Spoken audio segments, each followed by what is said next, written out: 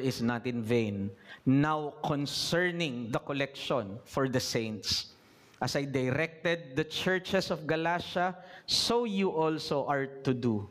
On the first day of every week, each of you is to put something aside and store it up, as he may prosper, so that there will be no collecting when I come.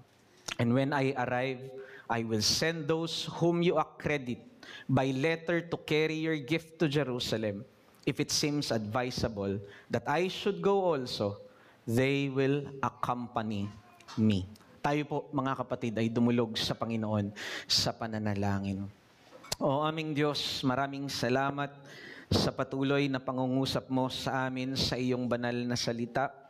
Alam po namin na kung wala ang patuloy, masipag, hindi natitigil na ministeryo ng iyong banal na Espiritu, kami po'y mawawala ng kakayahan na unawain ng iyong mga salita. Ngunit salamat dahil alam namin na ang iyong tipang presensya ay nasa bawat iglesia na sumasamba sa iyo ng tapat at ayon sa inyong salita.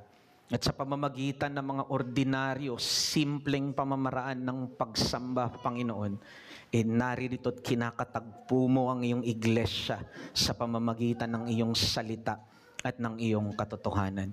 Kaya nga, Panginoon, patuloy mong turuan ang aming mga puso na magpasakop sa iyong katotohanan dahil alam din namin na ang tunay na kagalakan ng bawat pusong sinakop ni Kristo ay naroon lamang din sa kanyang utos at kanyang mga salita. At alam namin, Panginoon, that your commandments to a new heart, to a converted person, to a person who really loves the Lord, hindi ito kabigatan. Kaya nga, ito ay aming dalangin sa pangalan ng aming Panginoong Hesus. Amen.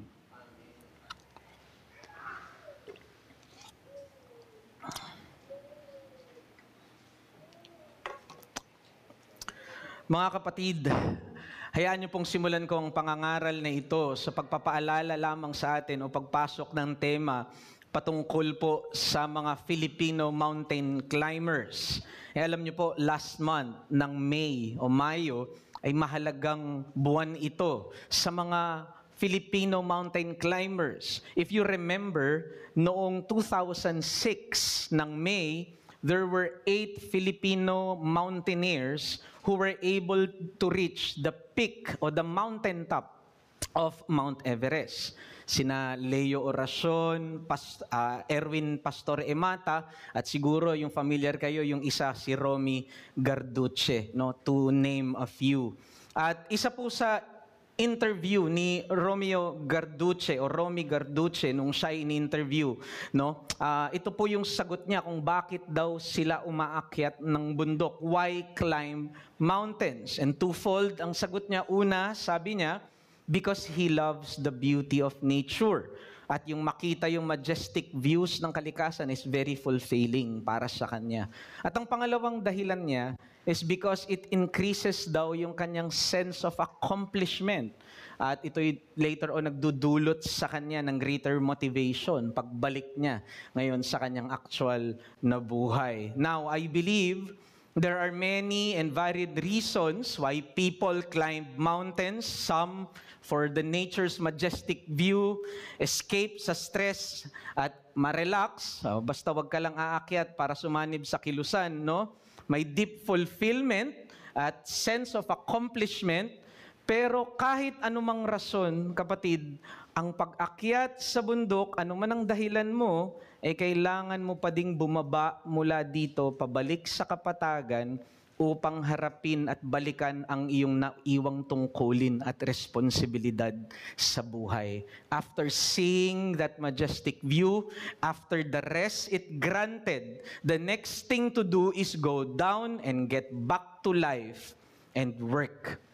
Mga kapatid, bakit ko po ginamit itong ilustrasyon na ito ay tila ganyan din po ang ginawa sa atin ni Pablo sa nakaraang pag-aaral natin sa 1 Corinthians 15. Tayo din po ay tila umakyat sa bundok ng resurrection at sa triumph ni Christ laban sa kasalanan.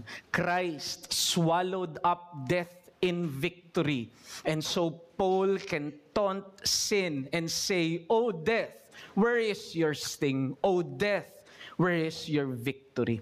At kasabay nung decisive na victory ni Christ, ito ay nagdulot sa atin ngayon ng assurance. And so as we see the glories of Christ's resurrection, we also saw the majestic view of assurance ng ating future resurrection, where we will be clothed with immortality, and the perishable will be replaced by the imperishable, and what is sown in weakness will now be raised in power and glory. Ngunit tandaan natin, mga kapatid, matapos tayong dalhin ni Pablo sa rurok ng pagkabuhay ni Kristo at katiyakan din ng ating pag-asa ng future resurrection, si Pablo din ay muling bumaba sa kapatagan upang ibalik tayo sa actual nating ministeryo at paglilingkod sa Panginoon. In 1 Corinthians 15, Paul carried us to the glorious mountaintop of the resurrection and its glories.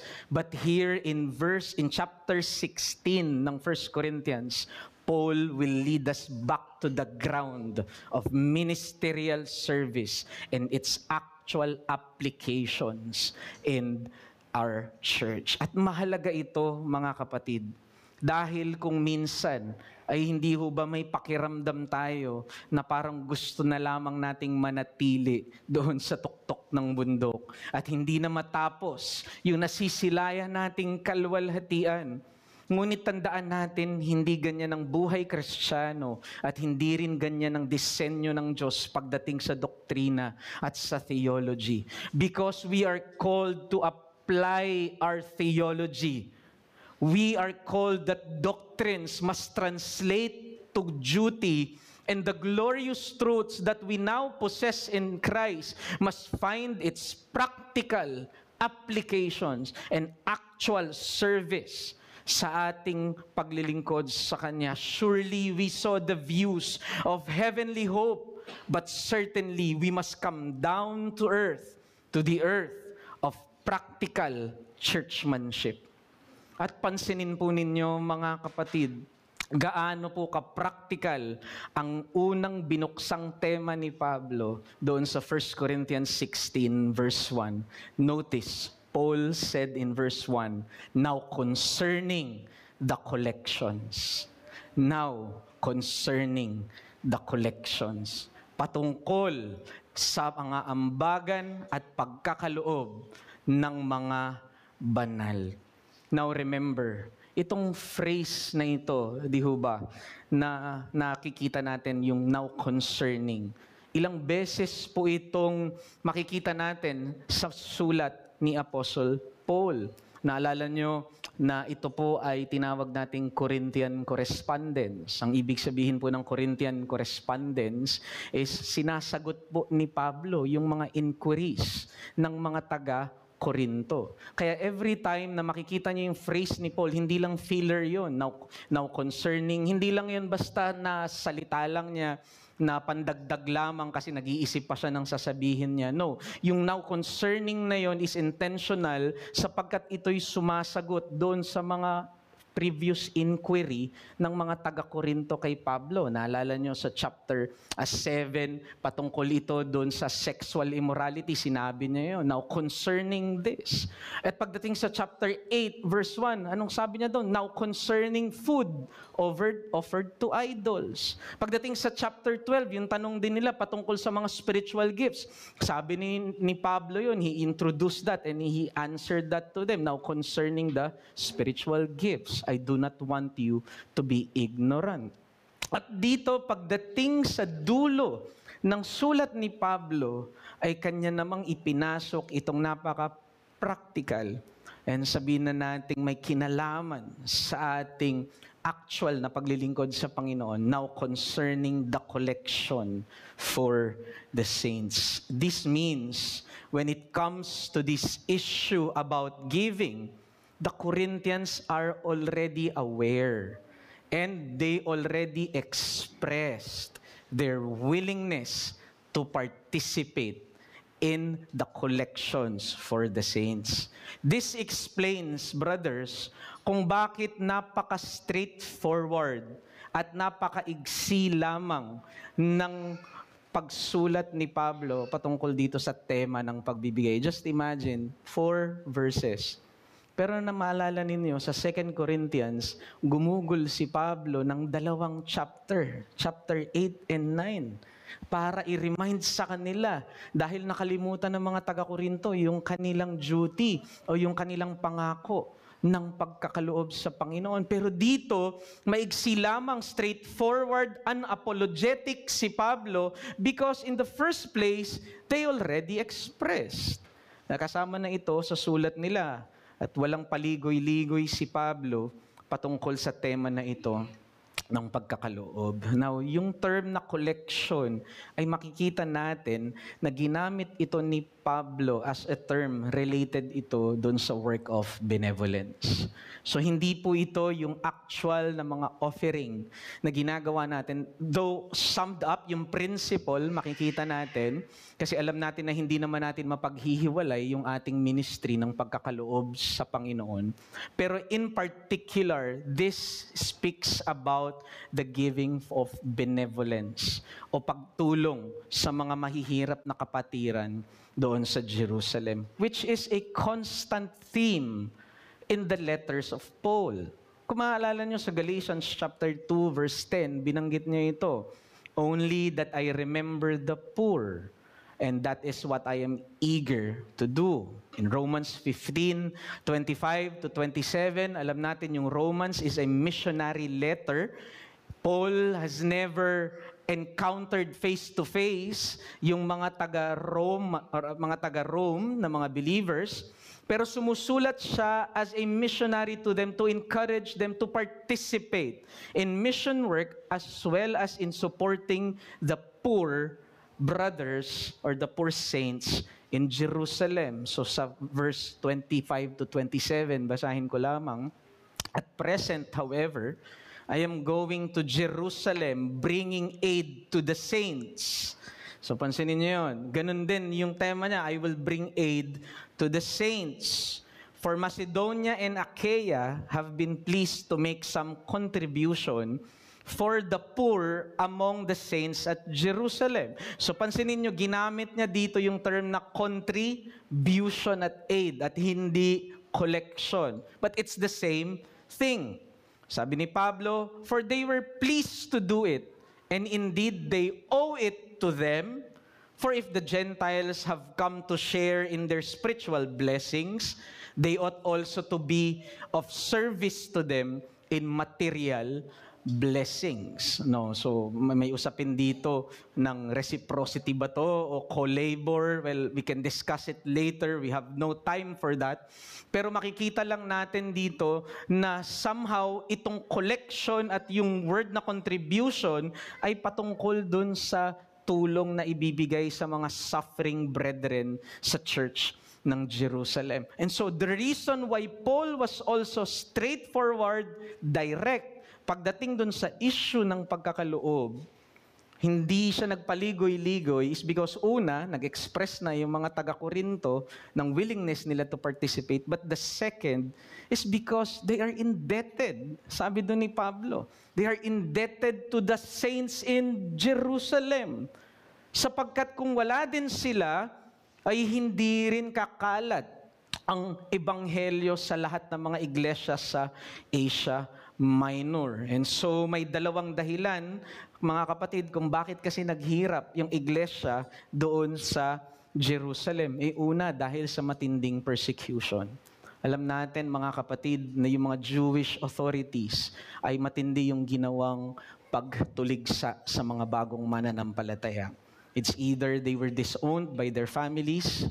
Second, they were rejected sa kanilang mga trabaho, so wala na silang kakayanan na mag-earn para sa kanilang mga sarili. Or meron ding sa kanilang pagtanggal ng kanilang mga inheritance. And whatever it is, nagdulot ito ng matinding persecution o kahirapan doon sa mga kapatiran sa Jerusalem. Ngunit hindi lang yon. Si Saint Augustine, sa kanyang commentary din dito, Ang sabi niya, yung nangyari daw sa Acts chapter 2, na kung saan nagbenta ng ari-arian yung mga mananampalataya sa Jerusalem para makatulong sa kanilang kapatid sa pananampalataya doon, cost also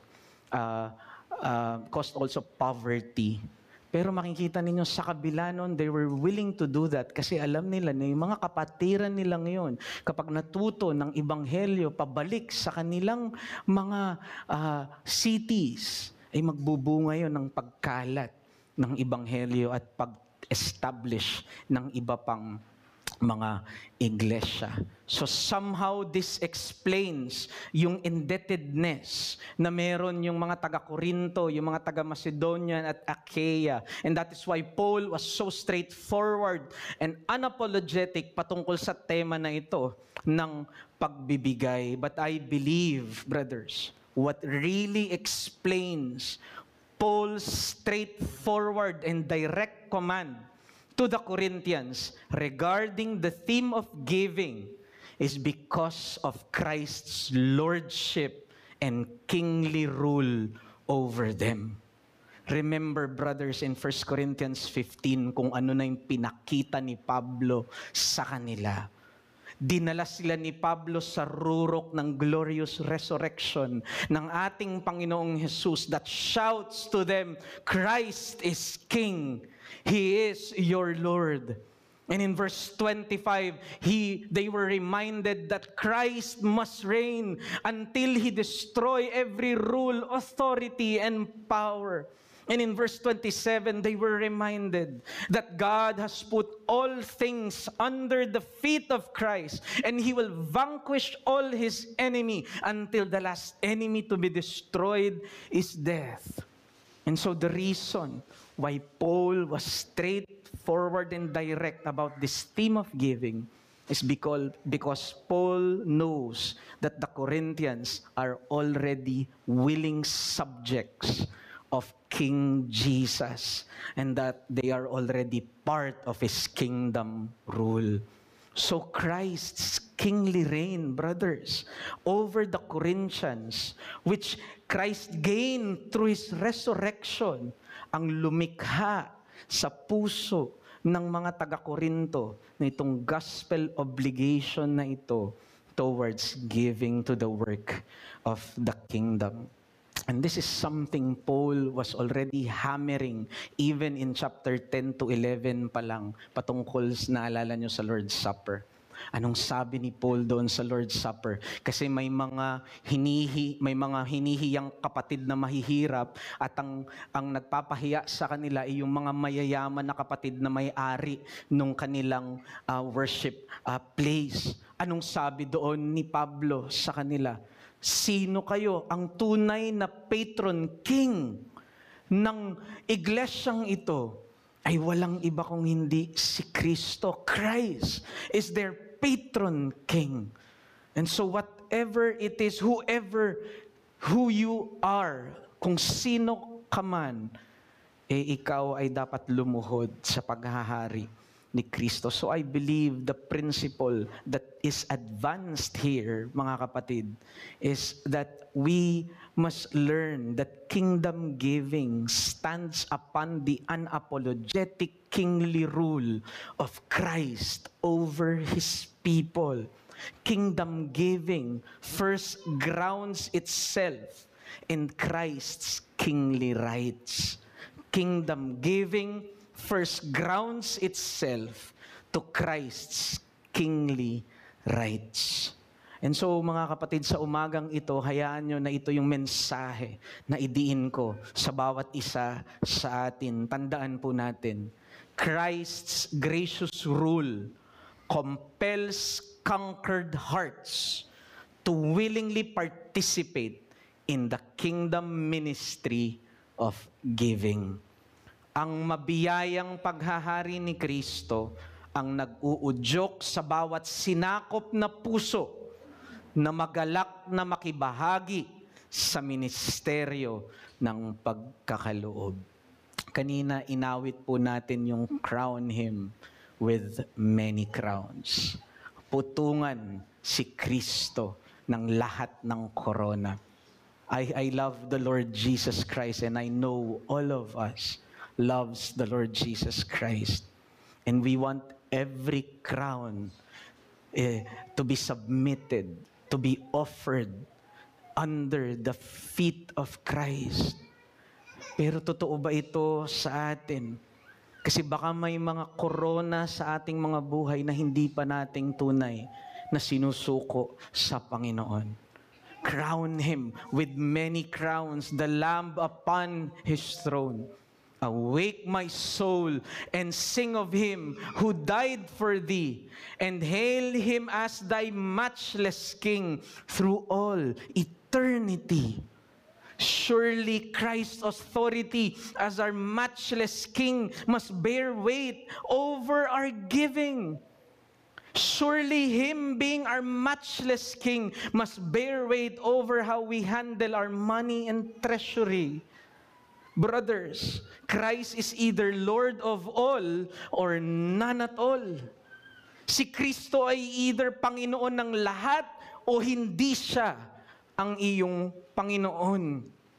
And when He became our matchless King and subdued all things in our life under His feet, when He subdued all rule, authority, and power, nung sinakop ito ni Kristo, wag nating isipin na exempted dyan yung salapi natin. Nung sinakop niya ang lahat ng ito, wag nating isipin na puwera lang yung patungkol sa treasury ko o mga pag-aari ko. Brothers, it includes even our monies and treasury. Brothers, in Psalm 24 verse 1, ang sabi doon, the earth is of the Lord and its fullness thereof. Ang lahat ng nasa mundong ito ay sa Panginoon. There's nothing that we possess na hindi sa Diyos, pero hindi lamang yan. Hindi lamang niya nilikha ang lahat ng bagay sa mundo. Kanya din nireclaim ang lahat ng bagay sa mundo. And that is what we saw in 1 Corinthians 15. That all authority and all things were subjected under Christ's feet. He is our Creator God, but not only that, because of His resurrection, He is our Redeemer King. And so tandaan po natin, mga kapatid, ang mabiyayang paghahari ngayon ni Kristo ay nag-uudyok na sa bawat sinakop na puso na magalak, na makibahagi, at magpasakop sa ministeryo ng pagkakaloob. At itong paghahari ni Kristo ay nagdudulot ng dalawang pagbabago patungkol sa uri ng ating pagbibigay. Hindi natin sinasabi na hindi tayo marunong magbigay. Yes, even before we were believers, before we were converted, before we were under the kingly reign of Christ, nagbibigay na tayo. Pero nung tayo ay nasa ilalim na ng paghahari ni Kristo, may binago na ito sa uri ng ating pagbibigay. At dalawang bagay, it changed our method of giving, and second, it corrected our motive for giving. Nung tayo'y nasa ilalim na ng paghahari ni Kristo, binago na nito yung paraan ng ating pagbibigay at binago na rin nito yung motibo ng ating pagkakaloob. So una, mga kapatid, Christ's kingly reign changed our method for giving. And now, instead of being haphazard, instead of being yung biglaan, spontaneous, our giving becomes planned, planado, pinaghandaan, hindi yung bahala na at biglaan. Verse 1, makikita nyo po ito. Anong sabi po ni Pablo dyan? Regarding the collection to the saints, as I directed the churches in Galatia, so you also are to do. Look at the phrase, brothers, ang sabi niya, as I directed the churches in Galatia, so you also are to do. Meaning, itong bagay na ito na pagkakaloob ay isang bagay na common sa lahat ng mga churches, hindi lang sa Corinto. Ang sabi niya kung paanong ito yung direction ko o command ko sa mga iglesia, churches in Galatia. Hindi niya sinabi church in Galatia, hindi lang isang church yung ginamit niyang reference. Sa mga iglesia sa Galatia, kung ano yung utos ko, ginamit ni Pablo dyan yung word na directed. Sa ibang translation, very straightforward, as I have commanded. Yung iba, as I have ordered. No, medyo tinone down ng konti dito sa English Standard Version. But it's the same word, yung emphasis, as I have commanded the churches in Galatia, so you also are to do. Ang point lamang, ibig sabihin yung ganitong klase ng pagkakaloob is isang bagay na common, na tinuturo at dinirect ni Pablo sa lahat ng mga iglesia, hindi lang sa mga taga-Korinto. At ang method na makikita natin na tinuro ni Pablo sa kanila, sa kanilang pagbibigay, ay isang pagbibigay na pinaghandaan. Planned giving. Ang sabi niya dun sa verse 2, on the first day of every week, each of you is to put something aside and store it up as he may prosper. You see my sense dito nung tinatawag na planned regularity na tinuturo si Pablo sa pagkakaloob. Firstly, ang sabi niya doon, first day of every week. Alam natin yung first day of every week, this pertains doon sa tinatawag nating Christian Sabbath. In Acts chapter 2, in Acts chapter 20, tumutukoy ito, kakagabit ito and the disciples dedicated themselves to the breaking of bread, to the fellowship, to the teachings of the apostles every first day of the week. So ibig sabihin itong first day of the week na ito ay talagang structured na pagtitipon nila. Ito ay structured na araw ng kanilang pagsamba. And so, kung ito ay structured, ito ay regular, ibig sabihin, ito ay every week, kada linggo. Now, since ito ay regular, therefore, na giving, kasi kinabit niya ito Diba? Doon sa every first day of the week, every worship ninyo, magbigay. So, dahil regular ito, this is something that is planned and prepared in advance. At ang ganitong pagbibigay, mga kapatid, ay laban dun sa klase ng pagbibigay natin na hindi pinaghahandaan at biglaan na lamang. At ito'y nakakalungkot dahil marami. Ang ganito pa rin ang pagkakaloob. Makikita natin ito sa iba't ibang mga iglesia at marahil ganito rin ang pagkakaloob natin. Yung pagdating sa panahon ng offering o pagdating na sa panahon ng pagkakaloob sa Panginoon, bigla na lamang tayong kakapa sa ating mga bulsa. At kung ano yung natira doon, kung ano yung meron doon, yun na lang basta yung ihuhulog natin. O kakapa na lang tayo, offering na, ito. Ano ba yung natira dito? Ano ba yung laman nito? Ito. Iyan na yung hihuhulog natin. At yan na lamang yung ating ibibigay sa offering box. You see, taliwas ito sa tinuturong pagbibigay ni Pablo. Pansinin ninyo, sabi ni Pablo, as how God has prospered you. Ibig sabihin, meron munang pagmumuni-muni.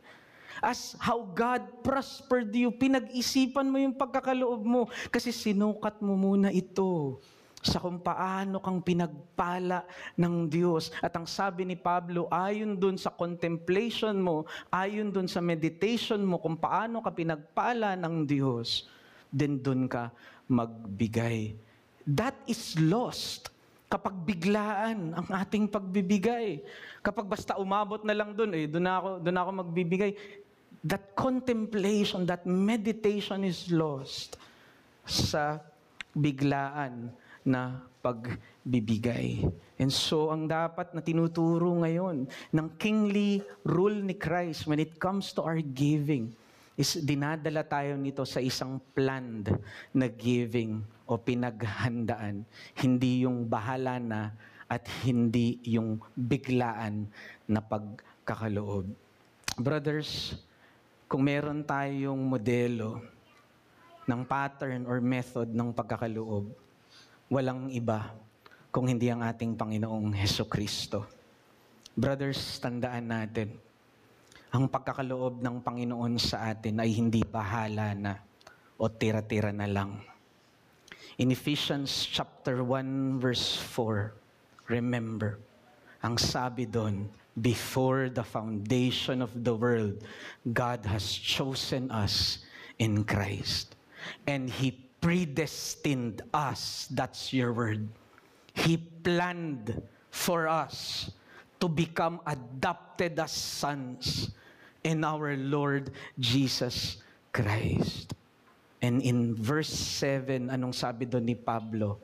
Before eternity, before the world began, before there were even worlds and stars and mountains and seas, Christ already planned that He will give His life for us, that He will bleed on that cross, that He will offer His body and become like man and will take our nature, so that He will be able to fulfill the law that we were not able to do, and that He will be able to suffer and die for our place, so that we will have reconciliation, we will have forgiveness of sins, and so that God can open the floodgates of heaven, and He could bless us with every spiritual blessings. And not only that, He said, blessed are those who are poor and meek, for they will inherit the earth. Everything is for us. Everything was given to us. Pero ito'y pinlano ng Diyos. At hindi tira-tira o biglaan na lang yon. Even our good works, hindi ho ba? Doon sa binasa natin sa Ephesians chapter 2, doon sa binasa ni Deacon Zion kanina, anong sabi doon? For we were saved, not by works so that no one could boast, pero ano yung reason? So that we could walk in good works that God has planned before us, na dapat gawin natin before the foundation of the world. Brothers, from the time of Christ's birth, it was planned. The law that He will fulfill, it was planned. The kind of birth He was to be born, it was planned. And even the death that He will die for our sake, it was thoroughly, meticulously planned. God left nothing to chance. Christ left nothing unfulfilled. For our sake, Christ our King became poor that we might become rich. At hindi ho ba, mga kapatid, ngayong naghahari na si Kristo, maski yung plano para sa kabanalan mo ay hinahawakan ng kanyang providensya.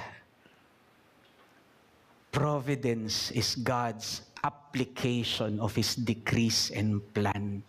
It is the unpacking of the blueprint of salvation for each and every one of us. God left nothing to chance. And so my question is, and we can say our challenge is, how does our giving every Lord's Day compared to Christ's giving to us? Kamusta yung ating pagkakaloob? Haphazard ba ito? Biglaan ba ito? Tira-tira ba ito? I pray, brothers, that we would be challenged here through Paul's instruction and Christ's pattern of giving. Si Paul nagbigay ng instruction, meditate upon what you will give. At ang sabi niya, this should be regular. This should be planned, sabi ni Pablo. At nawa sa utos na ito ni Pablo as an apostle of Christ, he himself is speaking for Christ's behalf. Baguhin nawa nito yung ating klase ng mga pagbibigay. May this change our method for giving. May our giving be planned, meditated, intentional, pinaghandaan, hindi yung afterthought lang yung pagbibigay. Naghahanda tayo ng pagkain natin sa worship. Naghahanda tayo ng sarili natin para mabango, maayos. Natutulog tayo ng maaga. Everything we prepare and plan, except for what we will give and what is our offering to the Lord. In 2 Corinthians 8:5, ang sabi doon, but they gave themselves first to the Lord, And then, by the will of God, they were able to give themselves to us. The key here, brothers, is first, we must be given to the Lord. Yung buhay muna natin ay tinitiyak natin na binigay natin sa Panginoon. Kasi kung ang puso natin at ang buhay natin ay binigay na natin sa Panginoon, madali na lamang ibigay ang iba pa. And this is lost, brothers, kapag unplanned, haphazard, afterthought lamang ang giving. Walang prayer, walang meditation sa ibibigay mo, walang preparation, and walang genuine self-giving na nagaganap doon sa ikakaloob mo sa Panginoon.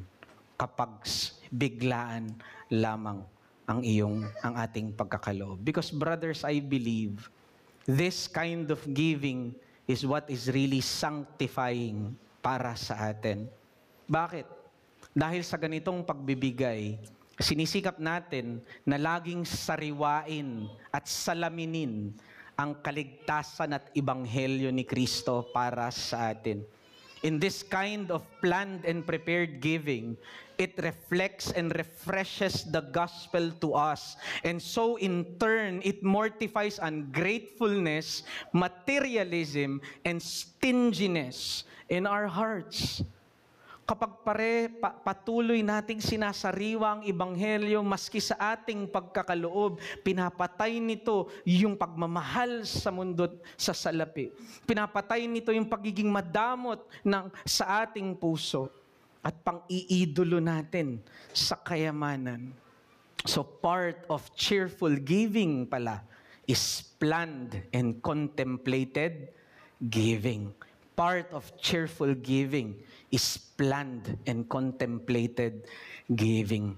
At ito ay isang pagbabago na dinudulot lamang sa puso ng isang tao na may malinaw na kaalaman sa biyaya na tinanggap na niya kay Kristo at sa authority at rule ni Christ sa kanyang buhay. Surely, if you will come and meet your King, will you just give Him leftovers? Surely, if you will come and meet your glorious Savior and King, would you just give Him yung mga tira-tira sa buhay mo? No. You will give the best to your Master. And so, when there is a kingly reign ni Christ sa ating mga puso, it changes even the method of our giving. Pero pangalawa, mga kapatid, it also corrects the motive for giving. Tinutuwid din ito, mga kapatid, ang motibo sa ating pagkakaloob. And gusto kong tignan ninyo doon sa verse 2. Anong sabi po doon sa verse 2? On the first day of every week, each of you is to put something aside and store it up as he may prosper. Alam niyo po yung word na yan o yung phrase na yan na first day of every week, nabanggit na natin kanina. Other than this, there were 7 times na nabanggit ito sa buong New Testament. 5 times nabanggit ito sa Gospels. Pag sinabi natin Gospels, yung Synoptic Gospel, Matthew, Mark, Luke. At as kasama yung John. Although yung tatlong Synoptic kasi, pag sinabi natin Synoptic, magkakamuka, same, magkakahawig. So, Matthew, Mark, Luke. Pero yung John, hindi siya synoptic, pero gospel pa rin siya. And so, makikita natin yung phrase na first day of the week sa 4 na gospels, 5 beses. Twice, makikita mo yung phrase na yan dun sa letter ni Luke kay Theophilus, sa Acts. Makikita nyo yan. And every time na pumapasok yung phrase na yan, na first day of the week, sa Gospels, tumutukoy ito sa resurrection ni Christ. At doon naman sa Acts, nung 2 beses nag-appear yung phrase na yan, na first day of the week, tumutukoy naman ito sa gathering for worship ng mga saints sa Jerusalem. Now, anong halaga po niyan, mga kapatid? Here, sa 1 Corinthians 16, nung binanggit niya yung first day of the week, tumutukoy naman ito saan? Sa giving. That is to be done also in the first day of the week. What's the point? The principle that is advanced here, I believe, is that Paul is clearly linking giving to worship. Idinuduktong ni Pablo yung pagkakaloob sa pagsamba. Meaning, when we give thanks to God, by giving to Him the best of our substance, this is a form of thanksgiving of worship to the Lord.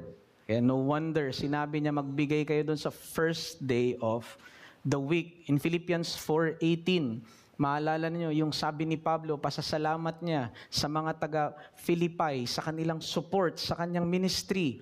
The things sent from you is a sweet-smelling aroma, an acceptable sacrifice, well-pleasing to me. Kasi siya yung binigyan, no. Ang sabi ni Pablo, what you gave is a sweet-smelling aroma, an acceptable sacrifice, and well-pleasing to God. Sa Diyos. Ito'y sweet-smelling sacrifice and acceptable sa Kanya. Truly, ang point dito is we express thanksgiving of worship by giving to God the best of our substance. Isang form ng pagsamba ay yung pagbibigay natin sa Panginoon dahil tayo nagpapasalamat sa Kanyang katapatan. And this is expressed in the phrase, give as the Lord prospers you. Sa King James Version, yun yung rendering.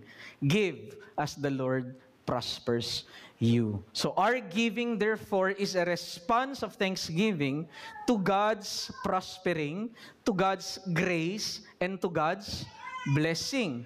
Therefore, ang makikita nating punto dito is that giving in worship is therefore motivated by gratitude and thanksgiving. Biblical giving, therefore, is a response. Ito'y pagtugon. Ang pagkakaloob ay pagtugon. Responsive yan. At makikita natin ito even in our liturgy. Last week, pinag-aralan natin yung dialogical worship. Kung paano tayong tagatugon lamang sa pagtawag ng Diyos sa pagsamba.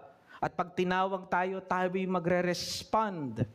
At pag nakita natin yung glory niya, tayo ay hihingi ng kapatawaran. At kapag pinatawad tayo dahil may assurance of forgiveness, tayo'y magre-respond again ng thanksgiving. And then magsasalita ulit ang Diyos sa instruction niya sa word. At pagkatapos magsalita sa instruction sa word, tayo naman again ay magre-respond again with thanksgiving and supplication that we will be able to apply yung pangangaral ng salita ng Diyos.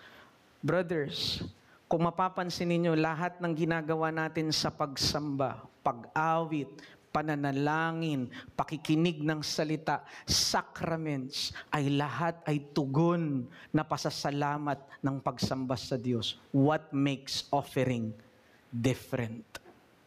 Offering and our sacrifices and gifts to the Lord are also response to the already available blessing as God prospered us, as God blessed us. And hindi ba, bakit ko po dinidiin ito? Ito ay corrective doon sa motibo ng pagkakaloob na manipulative. At ito yung makikita natin na klase ng pagkakaloob na prevalent sa mga G12, sa mga prosperity gospel. Ang kanilang tingin sa pagkakaloob ay tila para suhulan ng Diyos. Ang gagawin nila, imbis na give as God prospered you, ang gagawin nila, give so that God may prosper you. And that is wrong. Tayo yung nagkakaloob dahil pinagpala na tayo ng Diyos. Response ito. At hindi ito upang suhulan o upang diktahan ang Diyos na pagpalain tayo. Ang pagkakaloob ay dapat nakabase sa mga kinaloob ng mga pagpapala ni Kristo para sa atin. At hindi para manipulahin ng Diyos na pagpalain tayo dahil tayo'y nagkaloob. Giving, therefore, is motivated by response, not by prospect. May prospect kasi ako na hinihingi sa Diyos, kaya ako magbibigay. May prospect kasi ako na gusto kong makuha, kaya ako magbibigay. Before all of us, ganyan ang ating motivation. But because of Christ's reign, tinutuwid nito yung maling mga motibo sa ating pagkakaloob. Kaya nga, kung malinaw sa atin na si Kristo ay tapat na manghari at hindi tumitigil sa kanyang pagpapala at pag-iingat sa atin, hindi natin dapat tignan ang ating pagbibigay bilang parang suhol sa Kanya upang tayo'y pagpalain pa. Bagkus ang ating mga pagkakaloob ay nagbubukal sa kaalaman na laging tapat ang ating hari sa Kanyang mga pangako ng pagpapala, pag-sustain at pag-iingat sa atin. In 2 Corinthians chapter 9 verse 11, again, I'm referring back doon sa 2 Corinthians, either chapter 8 or chapter 9, kasi yun yung mas mahabang treatment ni Paul pagdating sa giving. Anong sabi ni Paul doon? In 9 verse 11 ng 2 Corinthians, you will be enriched in every way, to be generous in every way, which through us will produce thanksgiving to God. Notice yung order. You were enriched in every way to be generous in every way. Hindi baliktad. You must be generous in every way so that you will be enriched in every way. Hindi ganun yung motive. Ang motive is dahil tapat na ang Panginoon, kaya ka ngayon nagkakaloob. At kaya ka ngayon nagkakaloob kasi nais mo na maging generous at makibahagi sa gawain ng kaharian ng Diyos. At anong sabi ni Pablo? That will now elicit thanksgiving of worship towards God. And so ang ganitong motivation sa pagbibigay, malinaw na ang nagiging Panginoon ay si Kristo. Pero kapag ang pagbibigay natin is that we give so that we may be prospered, kaya tayo nagkakaloob upang tayo ay pagpalain, ang nagiging Panginoon ay ang salapi. At si Kristo yung nagagamit na instrumento. Baliktad. Ito ay typical sa mga makasalanang tao tulad natin. Maski si Kristo ay gagamitin natin para paglingkuran ng idolo natin at ang ating Panginoon na salapi. Ngunit kapag ang isang tao ay tunay ng pinagharian ni Kristo at sinakop na ang kanyang mga puso, ang paghahari ni Kristo ay nagbibigay lakas na wasakin niya ang mga idolo ng salapi sa kanyang buhay. At matapos ito, kaya niya nang gamitin ngayon ng salapi para paglingkuran si Kristo at ang kanyang kaharian. Dahil kapag si Kristo na ang Panginoon, ang salapi ay hindi na Panginoon. Bagkus instrumento na lamang para sambahin at pasalamatan ang tunay niyang Panginoon. Truly, Christ's kingly rule corrects our motivation towards giving and our attitude towards money. Ano naman ang halaga nito para sa iyo kung ikaw ay wala pa sa Panginoon at hindi mananampalataya? Tatanungin mo marahil anong importansya nitong mensaheng ito sa iyo, kaibigan. Kaibigan, hindi ka naming hinihimok na magkaloob sa araw na ito kung wala ka pa kay Kristo. Hindi ka din namin hinahamon upang ikaw ay magbigay sa Panginoon. Dahil ang una mong dapat gawin ay hindi magkaloob, bagkus ang tumanggap at ikaw ay makakilala at tanggapin mo ang dakilang kaloob ng Diyos na magpapatawad ng iyong mga kasalanan. Tandaan mo, kaibigan, kahit gaano kadaming salapi ang ibigay mo sa simbahan, kung hindi mo tinanggap ang regalo at kaloob ng Diyos na si Kristo, baliwala lahat ng mga pagkakaloob mo at mabubuting gawa na ginagawa mo dahil hindi mo mabibili ang kaligtasan. Lahat ng ito ay maduming basahan sa harap ng Diyos. Dahil yan din naman ang kondisyon ng puso mo. Dahil ang tunay na Diyos natin, kung wala tayo kay Kristong Panginoon at Hari, ay ang pera at ang mundong ito at ang ating mga sarili. Kaya nga ang hamon ko sa iyo, kaibigan, sa umagang ito, huwag mo nawang suhulan ang Diyos para sa iyong kaligtasan. Huwag kang magkaloob ngayong araw na ito. Hinahamon kita, huwag kang magbigay ngayong araw na ito. Bagkus tumanggap ka ngayong araw na ito. Tanggapin mo ang kaloob ng Diyos na kapatawaran para sa iyo. At tanggapin mo ang paglilinis ng Diyos sa mga kasalanan at pagmamalaki mo laban sa Kanya. Ang turo ng mabuting balita, tagatugon lamang tayo sa biyaya ng kaligtasan kay Kristo. At ito ang dapat nating gawin, ang tumanggap ng Kanyang dakilang kaloob. Mga kapatid, hayaan po ninyo na wakasan ko ang sermon na ito patungkol po sa pagkakaloob ni William Colgate. Na pakinggan ko lamang din po ito sa isang lingkod ng Diyos. And nakita ko napakagandang illustration o pang-conclusion as case in point sa ating topic. Madami po sa atin ang kilala yung toothpaste na Colgate, hindi ho ba? Pero alam po natin na ang may-ari pala nito ay si William Colgate. At noong 1808, siya po ay nabaptize sa isang Baptist church. And later, si William Colgate ay tinawag ng Deacon William Colgate. Kasi later on, naging diakono po siya ng simbahan na iyan. But perhaps, what was really known about William Colgate was his kind of giving. Ang kanyang pagbibigay, nung una, he practiced yung 10% ng kanyang pagbibigay, yung tithing. And then, siya po ay umakyat sa pagkakaloob na 20%. Hanggang ang sabi po is dumating siya sa point na ang kinakaloob niya na sa kanyang income ay yung kalahati ng kanyang tinatanggap. Now, this progress in ministry of giving is not cultivated, I believe, by the method of biglaan na lang na magkaloob. Yung ganong kakayanan ng magkaloob ay hindi yun nakuha ni William Colgate kasi pag nagkaloob siya, kung ano lang yung tira-tira, no. He was able to give because his giving was planned, structured, intentional, and meditated. And also, dahil yung motivation niya sa giving ay hindi para pagpalain siya, kung hindi dahil pinagpala na siya ng lubos-lubos ng kanyang haring Panginoon.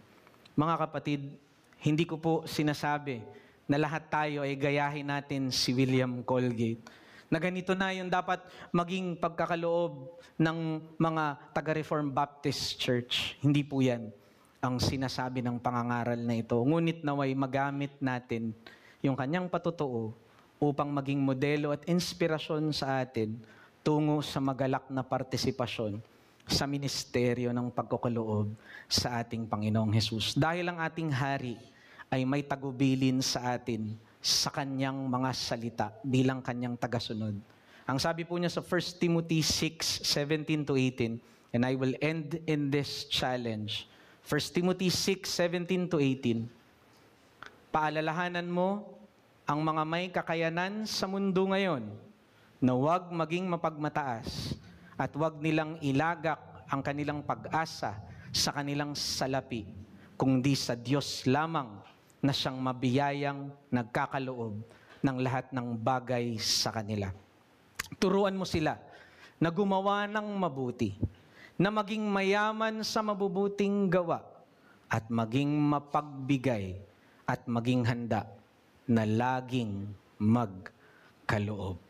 Mga kapatid, tayo po'y magwakas sa pananalangin. O aming Diyos, kami po'y nagpapasalamat sa paalala mo sa inyong salita.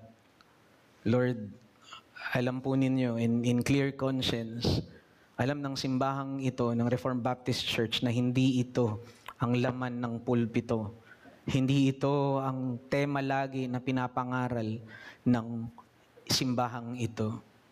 Pero ito, Panginoon, ay parte ng aming tungkulin sa iyo. Ito yung unang-unang bagay na ipinasok ni Apostol Pablo matapos umakyat sa rurok ng resurrection. Ang unang ipinasok niya na tema is concerning the collections, concerning the giving. And so, Lord, kung talagang sinakop na ang puso namin, if we have really conquered hearts already, turuan niyo po kami na maituwid ang aming method ng pagbibigay at maituwid din at maitama at baguhin ang aming motibasyon sa pagbibigay. At ito, Panginoon, ay gamitin mo as sanctifying para sa amin. Dahil alam namin ang ganitong uri ng pagbibigay, O Diyos, ay patuloy din na nasasariwa ang iyong kabutihan, ang iyong ebanghelyo, at ang iyong paghahari sa aming mga buhay. Salamat po, Panginoon. Ikaw din ang maluwalhati at nawa po, Panginoon, ang iyong mga salita ay tunay na patuloy na maging magalak na tanggapin ng iyong mga tinubos. Ito po ang aming dalangin sa pangalan ni Kristo Jesus. Amen.